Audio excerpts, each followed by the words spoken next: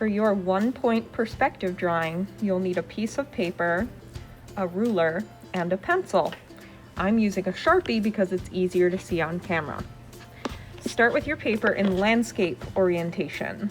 So I'll show you the difference here. This is portrait when it goes up and down. This is landscape when it goes side to side. So keep it in landscape and place your ruler across the paper near the top.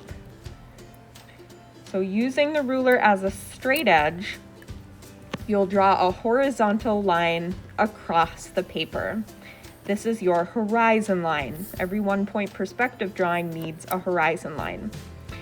Then draw a small dot near the middle of the horizon line. This is the vanishing point, which is also very important in a 1-point perspective drawing. In a 1-point perspective drawing, everything will look like it's being sucked up into the vanishing point. I'll show you how that works. Now you can draw your first square. Draw it somewhere near the middle or the bottom of your paper. Use the ruler to draw the sides of the square so that they're straight. When your square is drawn, you'll use your ruler to line up one corner of your square with the vanishing point. Once it's lined up, use the ruler to draw a line connecting the corner of the square with the vanishing point, just like this. Now you can line up the other corners with the vanishing point.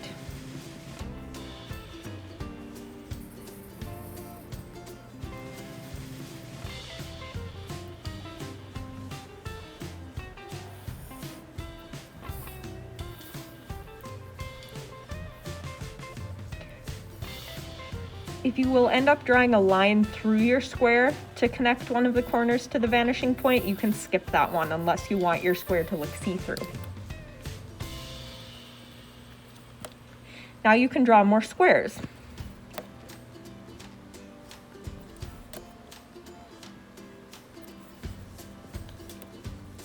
Keep lining up the corners with the vanishing point and drawing lines to connect them. So you can either leave your squares as is, like this,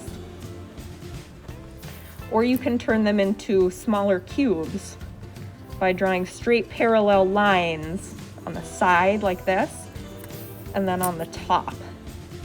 So parallel means it's gonna go exactly the same way as the lines on the square. Like that. So now it's a shorter cube. Then you can erase those longer lines that connect to the vanishing point.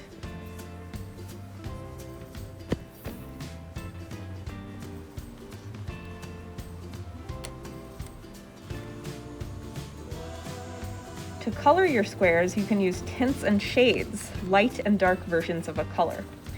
To make a tint, which I'll do in just a bit, you will color lightly with your colored pencil. So that's a light version of red. And then to make a shade, you'll color harder, and then you can mix it with some black to make it darker. Try coloring your cubes with the regular color on one side, a tint on another side, and a shade on the other, and it'll make it look more 3D. So you could cut out your cubes when you're done and make kind of a cool thing like this. You could collage it onto something, or you could turn your cubes into buildings or houses and make a little city.